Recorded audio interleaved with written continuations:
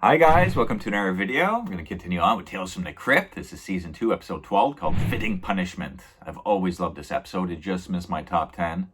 It's very hard to keep off because I've always enjoyed going back and rewatching this one over the years. A very well done episode all around. It's just a little over 26 minutes long. It aired June 19th, 1990. It's directed by Jack Shoulder, directed Nightmare on Elm Street Part 2, and I've always loved that film, so he does a very good job with this episode. It's got some good shots, some good atmosphere within the funeral home, some good music, and primarily near the end. Yeah, it's a solid episode all around, and the two main actors... Moses Gunn, the guy who plays Ezra Thornberry, the owner of the funeral home. John Clare, the younger nephew there, he plays Bobby. He's fantastic job all around. So yeah, let's get into it here. It's they start off at a shot of the front of the funeral home. You see like Thornberry Funeral Home on the front, and you hear there's a service going on, the organ playing in the background and whatnot. And we see a truck pull up in front of the funeral home, and we see our main John Clare, Bobby, the main teenager actor in this episode. He gets off and he walks into the funeral home. He's a tall teenager, very tall, and he walks in during the service, and his like bag drops, and they kind of look at him, and he sees his uncle there, going about his business. So he waits until the service is over, and he kind of like nudges out the people and closes the curtain. And now you really see like his true character. Slams down the organ, tells the guy, stop playing that racket. He looks at the kid. He's like, what are you still doing here? Didn't you see that the left for the funeral? He's like, Uncle Ezra, don't you recognize me? It's me, Bobby, your nephew. He's like, all right, well, what do you want? He's like, well, my mom, your sister Ruby died. She's dead. So is my dad. He died in a head-on collision. A head-on collision, you say? That's messy business. The person who handled that funeral must have made a killing type of thing. So he's like not even phased, he doesn't even have any remorse for what happened, So yeah, he's a real bastard, an old grouchy bastard. He's beaten his nephew during, throughout the episode. He's just, he's like robbing from the recently deceased, stealing their gold teeth. So anyways, he's like, I have nowhere to go. You're my next of kin, Can I stay with you? I'll help out, work for free, just for a place to stay, And he's like, well, you look strong, maybe there's something I could do with you, And he's like, all right, let me show you around, and I'll tell you about the mortuary business, So he goes to one coffin. There's a woman in there, and I guess the service is done on her there, and so he checks her teeth and sees that she has a gold tooth. Gets the pliers, takes them out. So yeah, whatever he can get to, take to get ahead, Although he acts like a man of God throughout the episode, but he's like, oh, God helps those who helps themselves, as he puts the gold tooth in his pocket, just a crazy man, crazy business owner here. You don't want to bring your loved ones to this man, let me tell you. So he also brings him to the basement, and there's another fresh corpse there, and he's like, shows him how to embalm a body or whatnot, but he's like draining the blood. He's like, the body's a big cesspool. Food goes in, shit comes out, blood flows all around. He's just like some funny dialogue there. And then so he pierces the leg there and gets all the blood draining out of the body, and he's like, we got to embalm the body or it's going to start stinking, but you're supposed to use these certain type of chemicals. And he just connects the hose to the friggin' tap and fills the body with water, and the kid's like, aren't you supposed to use chemicals? He's like, wait, you crazy? You know how much that shit costs, So yeah, this guy doesn't do anything by the book, so he's filling up the body with water, tap water. And then he tells him, we get like a scene. There's another guy that plays the organ there. He's in a couple scenes, and he's there receiving a delivery. There's a big crate, and the two characters there, Ezra and his nephew Bobby. He's like, come here, let me show you something. And there's all this, Chinese writing. And it's the coffin he orders from Taiwan. He goes, it's half the price from there, and they're shorter though, and their coffins, are 6 inches smaller or whatnot. So it comes into play later, the size of the coffin, but it's also a pine coffin. He gets mad at his nephew for ordering a pine coffin later on in the next scene, but it wasn't him who ordered, and he's pleased with them. He's like, no, I told you oak. But I'll get to that scene. And while he's like telling him about the coffin there, he's just really grumpy and stuff like that. And he goes, okay, go measure the other new kid, or whatever. There's a young teenager that's recently died. He's downstairs in the basement. He's measuring the body. He twitches the body, because I don't know, still some nerves twitching a bit.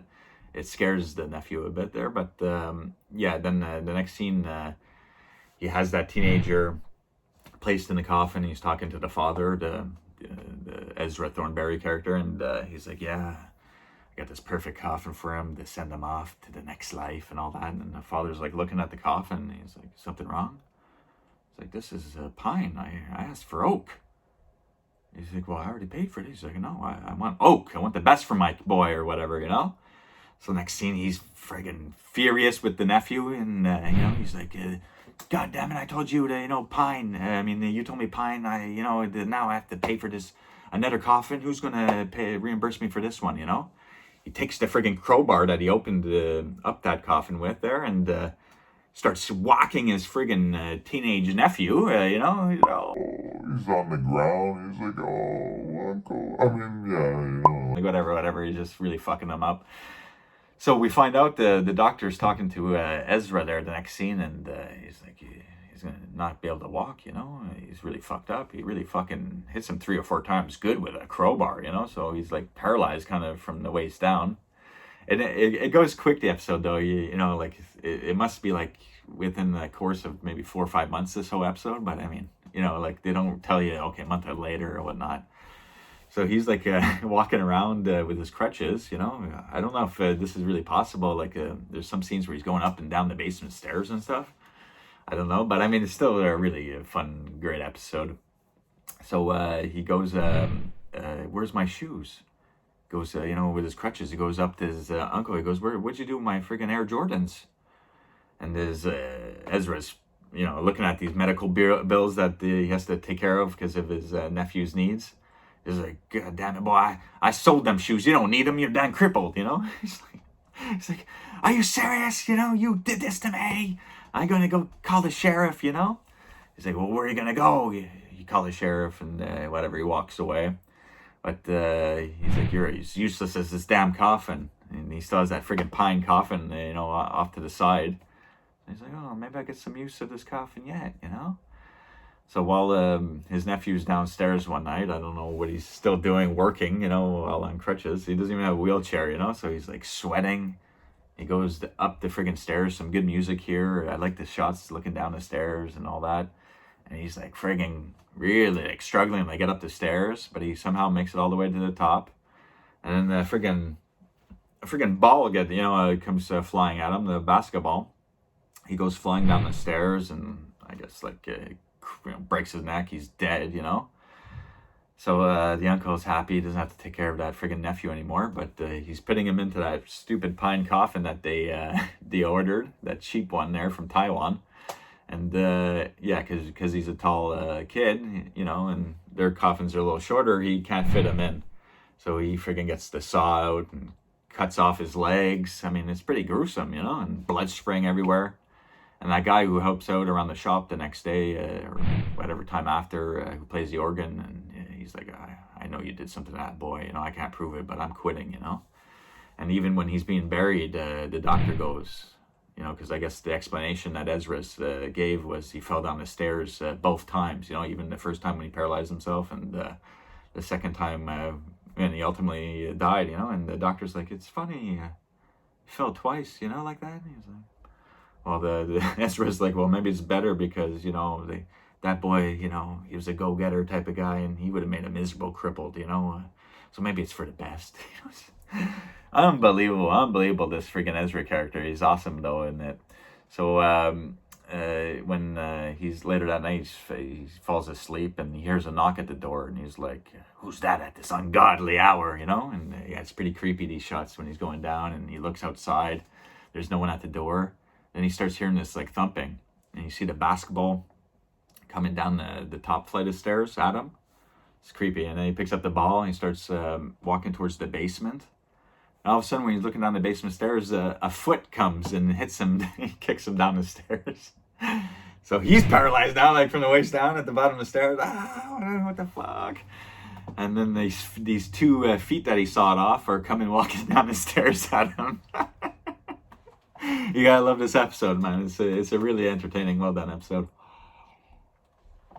So while these feet are coming at him, you know, he sees I guess there's this other door into the basement, and it opens up, and he sees like 2 crutches come down with just 2 like legs, no feet. You know, it's a great effect or shot. You know, it's not hard to do the shot like this, but it looks good. You know, he's coming down with his crutches, and he has no feet. You know, so you just see like the blood dragging with the jeans. You know, kind of, yeah, it's pretty cool. And then he's got his feet loose around, running around, trying to hold them down. And yeah, he's coming at him, you know. Oh boy, he's like, blood is thicker than water. So he comes at him with the crowbar, so you know he's gonna kill him off and get his revenge. So overall, man, I really love this episode. It was hard to keep off the top 10, like I said. And if you go back and watch this one, I'm sure you'll enjoy it for sure.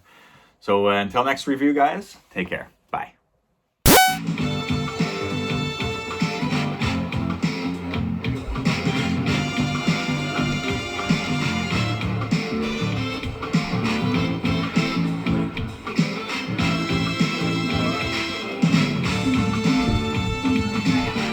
You got a lot of nerve showing your face around here, Hauser. Look who's talking. The Daigler.